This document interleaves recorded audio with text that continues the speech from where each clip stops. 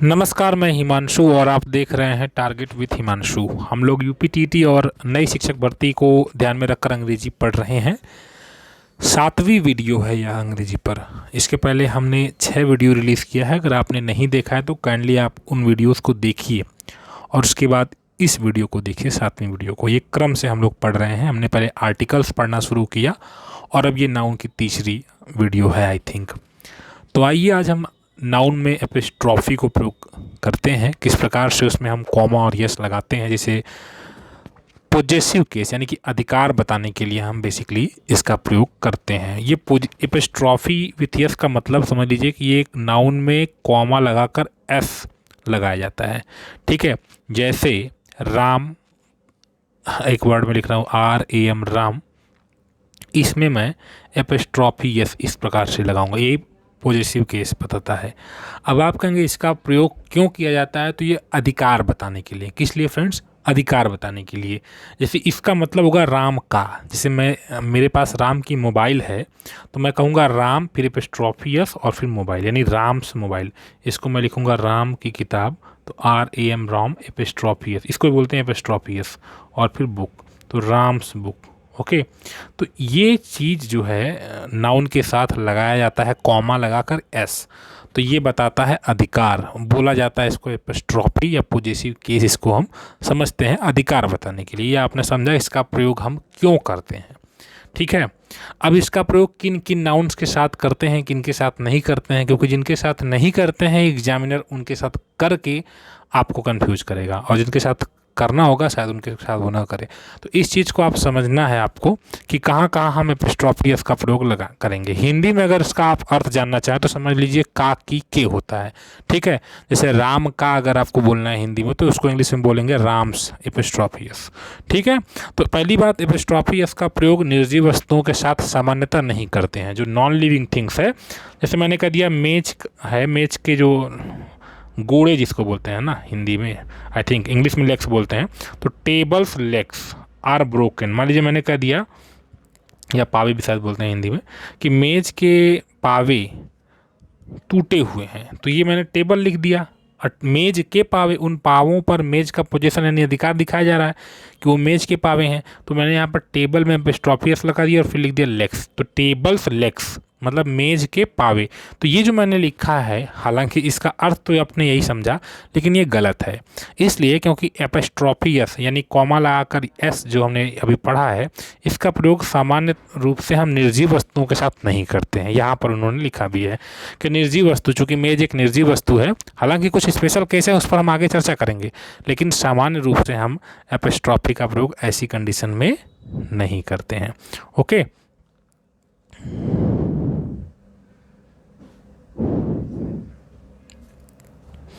आगे देखिए, यहाँ पे लिखा है समय, वजन और दूरी बताने वाले शब्दों के साथ इसका प्रयोग किया जा सकता है। ये मैंने आगे किया भी है।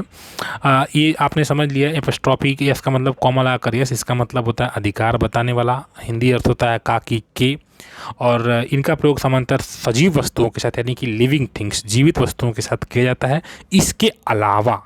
इसके अलावा समय, वजन, दूरी, मात्रा बताने वाले शब्दों के साथ भी इनका प्रयोग हम कर सकते हैं। किसका? मैं बार बार बता रहा हूँ, एपिस्ट्रॉफियस का।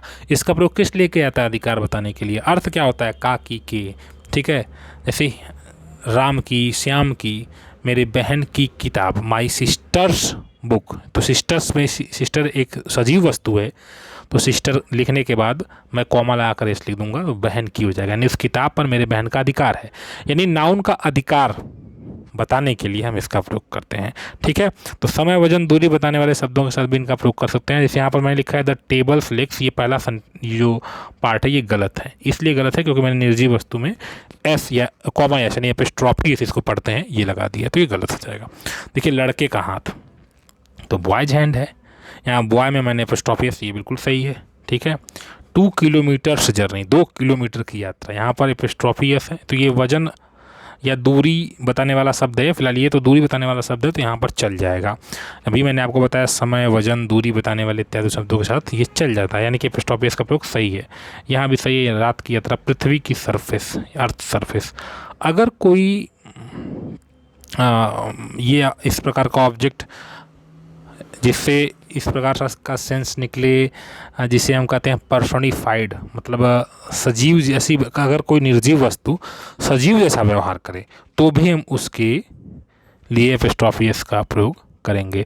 जैसे वह मौत के दरवाजे पर है, he is at death's door, DEATH apostrophe s उसमें लगा देंगे। तो अब मौत को क्या किया गया, ऐसा लग रहा है जैसे कोई व्यक्ति बनाया गया है, पर्सन बनाया गया है। मौत का कोई दरवाज़ा होता है? नहीं होता है, लेकिन हम बोलते हैं ना मौत का दरवाज़ा, तो DEATH, डेथ में एपिस्ट्रॉफी एस लग जाता है।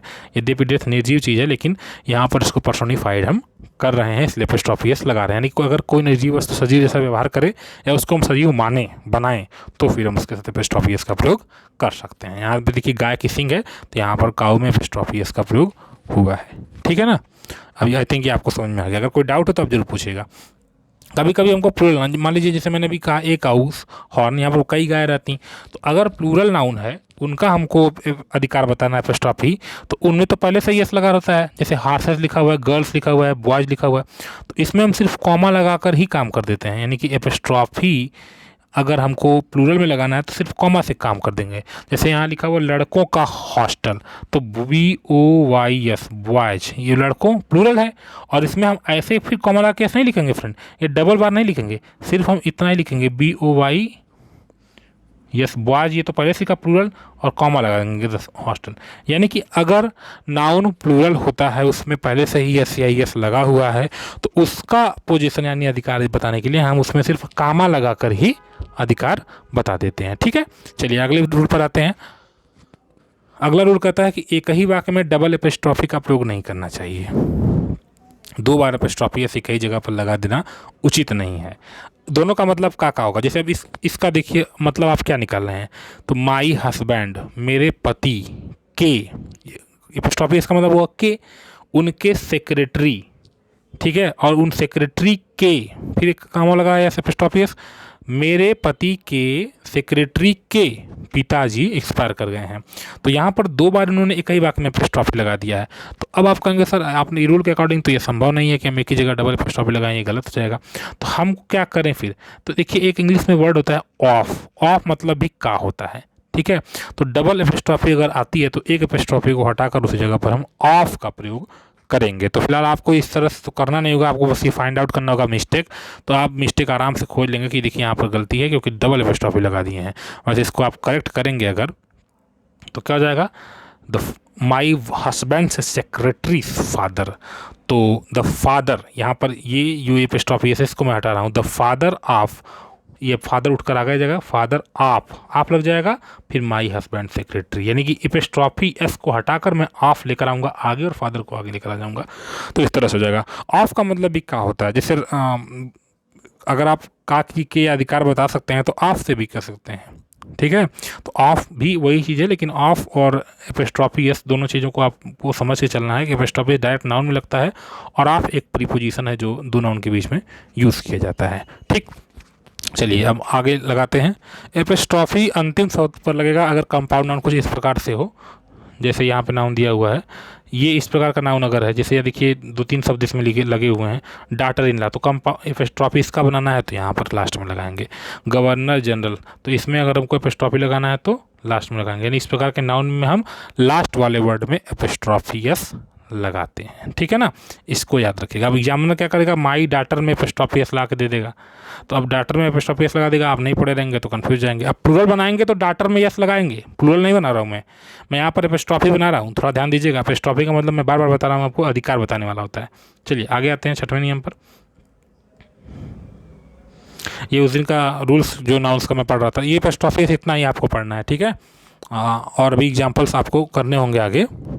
अ compound noun numerical noun is not used in plural if, ये एक मतलब अभी फ़िलहाल जो मैंने आपको बताना शुरू किया है एपिस्ट्रॉफी यानी कॉमा लगाकर एस जो लगा रहे हैं वो फिनिश हो गया। हम कुछ रूल और कर लेते हैं। उस दिन का मैंने एक दो रूल अभी छूट गया था, उसको मैं आगे यहाँ करा दे रहा हूँ।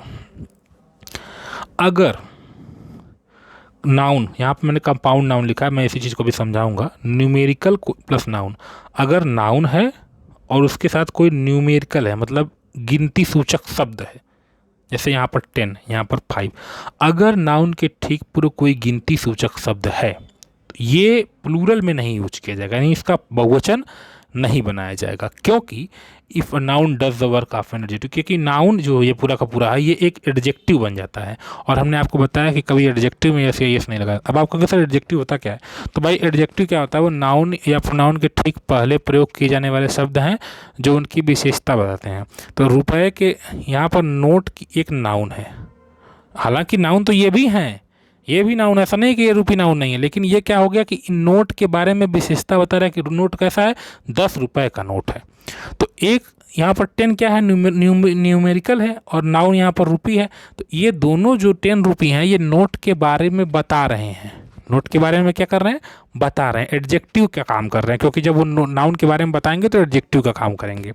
ठीक है, जैसे 5 ईयर ओल्ड बॉय, बच्चा है तो कितना है, 5 साल का। बच्चे के बारे में बताया जा रहा है कि 5, लड़का कितना बड़ा है, 5 साल का है। तो यहाँ पर देखिए ईयर में यस नहीं लगा रहे हैं, ना ही 5 में यस लगेगा। तो अगर कभी भी नाउन किसी न्यूमेरल के साथ, न्यूमेरल एडजेक्टिव या न्यूमेरिकल यहाँ पर लिखा हुआ है, तो न्यूमेरिकल के साथ यानी गिनती सूचक शब्द के साथ आए किसी नाउन के ठीक पूर्व, तो ऐसी परिस्थिति में उन नाउन्स के साथ हम वैसे ये नहीं लगाते हैं, क्योंकि वो एक एडजेक्टिव की भांति प्रयुक्त होते हैं, क्योंकि वो एक नाउन के बारे में बताते हैं। नोट के बारे में बताया जा रहा है कि नोट कैसा है, 10 रुपये का नोट है। कैसा नोट है फ्रेंड, 10 रुपये का। और लड़का कैसा है, 5 साल का लड़का है। तो इस चीज़ को आपको समझना है। ठीक है, चलिए आगे आते हैं। Noun expressing numbers are used in singular with numerical adjective. अगर वही चीज़ यहाँ पर भी है, कोई बहुत डिफरेंस नहीं है। अगर कोई नाउन नंबर को एक्सप्रेस करता है, जैसे 1000, 100, देखिए ये जो लिखे हुए हैं ये 100, 1000, मिलियन, बिलियन, अगर ये यूज़ किए जा रहे हैं तो ये नंबर भी सिंगुलर में यूज़ होंगे अगर इनके पहले कोई न्यूमेरिकल एडजेक्टिव आ जाए। तो वही चीज़ यहाँ पर भी है, यानी कि 100 की जगह अगर मैंने 300 रुपीज़ लिख दिया तो मैं ये नहीं कर दूंगा कि हंड्रेड्स कर दूं। तो ये जो नाउन है, गिनती सूचक जो नाउन है, ये नाउन एक्सप्रेसिंग नंबर, ये संख्या को बताने वाले जो नाउन है, अगर इनके पहले कोई निश्चित, मैं बोल रहा हूँ निश्चित संख्यात्मक शब्द कोई आ जाए, 3, 4, 5, 6, 7 ऐसे आ जाए, तो यहाँ हम इनके पूर्व को इनमें यस या यस नहीं लगाएंगे, जैसे यस नहीं लगाएंगे, क्योंकि वो एक एडजेक्टिव की भांति प्रयोग होने लगेगा। 300 रुपये, रुपये के बारे में बता रहे तो 300, एक साथ 300 रुपये। तो यहाँ आपको ये समझना है कि ये 100 हो गया, डजन हो गया, यानी गिनती सूचक जो शब्द हो गए, अगर इनके पहले कोई न्यूमेरिकल आता है तो इनमें भी हम यस या यस नहीं लगाते हैं, ये as a group use, as an adjective use किए जाते हैं। लेकिन हाँ, अगर नहीं आए, अगर इनके पहले, जैसे मैंने कहा कि मैंने 500 रुपये खर्च कर दिया, तो आई, या उसने, मैंने उसको 500 रुपये दिया, गेव हिम 500 रुपीज़, ठीक है, मैंने उसे 500 रुपये, तो 100 में मैं ये इसलिए नहीं लगाऊंगा क्योंकि रुपीज़ के बारे में बताया जा रहा है कि रुपीज़ कितना है, 500 रुपये है, तो रुपए के बारे में बताया गया एडजेक्टिव की तरह। लेकिन अगर यही 5 न रहे और मैं उसे हज़ारों रुपए दे दिया, मैंने उसे हज़ारों रुपए दे दिया, कभी कभी ऐसा बोलते हैं ना, तो I gave him, I gave मैंने दिया, हिम उसे, हज़ारों रुपए, तो थाउजेंड्स हो जाएगा, THOUSANDS, यहाँ पर यस लग जाएगा। पता है क्यों, क्योंकि ये अब इनडिफिनिट हो गया, अनिश्चित हो गया, हज़ारों हो गया, तो कई हज़ार हो गए। तो ये चीज़ आपको समझना है कि ये अगर इनके, जैसे आपने आपको सीधी सीधी यही बात समझ लेनी है कि 100 हो गया, 1000 हो गया, डजन हो गया, ये गिनती सूचक जो शब्द है इनके पहले अगर कोई गिनती आ जाए, 1, 2, 3, 4, 5 आ जाए, 6 दर्जन, 7 दर्जन, 8 दर्जन, तो इनमें हम यस या यस नहीं लगाएंगे। लेकिन अगर ये अकेले प्रयोग होंगे, जैसे यहाँ पर हज़ारों, सैकड़ों लोग जुट गए, तो 100 ऑफ पीपुल में लिखा हूँ, 100 ऑफ पीपुल। तो ये आज का रूल था। अब आइए एग्जाम्पल कर लेते हैं, प्रैक्टिस पहला, cattles are not allowed to enter the ground. चलिए पहले प्रश्न का आंसर आप लोग सोचिए, और अगर आपको आ रहा है तो कमेंट बॉक्स में आंसर भी दीजिए। इन्होंने कैटल्स कर दिया है, मैंने आपको रूल बताया है, ये आपके जिम्मे है, आप मुझे कमेंट करके बताइए आप कितने सेंटेंस, आप लोग जो आंसर देंगे मैं उसको देखूंगा ध्यान से, और मैं फिर आपको रिप्लाई करूंगा कि आपका आंसर सही है या गलत। फर्स्ट टाइम अगर आप इस चैनल पर आए तो सब्सक्राइब जरूर करिए। इस चैनल के द्वारा इंग्लिश और मैथ की वीडियोज़ आपको दी जा रही हैं, और अगर वीडियोज़ लोगों ने देखी, पसंद की, तो अन्य सब्जेक्ट के हाथ से लिखे हुए नोट डेली आपको प्रोवाइड किए जाएंगे, जो उत्तर प्रदेश शिक्षक पात्रता परीक्षा और शिक्षक भर्ती के लिए बहुत महत्वपूर्ण साबित होंगे। अब दूसरे वाक्य को देखिए कहाँ गलती है, उसमें खोजिए। तीसरे वाक्य को देखिए, शिप्स आर यूजफुल लिखा हुआ है, और चौथे वाक्य को देखिए, और पाँचवें, इन पाँचों वाक्यों में आपको गलती खोजना है, करेक्ट करना है सेंटेंस को, और उसके बाद आप एग्जाम्पल जो अपना भी, मतलब जो भी आपका सोल्यूशन है उसको आप कमेंट बॉक्स में ज़रूर आंसर दीजिए। ये 5 प्रश्न। तो ये आज की वीडियो आपके लिए कैसी लगी ज़रूर बताइएगा। कल हम फिर नेक्स्ट वीडियो में इंग्लिश को आगे पढ़ेंगे और फिर आपसे एक्सपेक्टेशन यही है कि आप सब्सक्राइब करेंगे चैनल्स को, नए फ्रेंड्स लोगों को जोड़ेंगे जो नई शिक्षक भर्ती की तैयारी कर रहे हैं। धन्यवाद।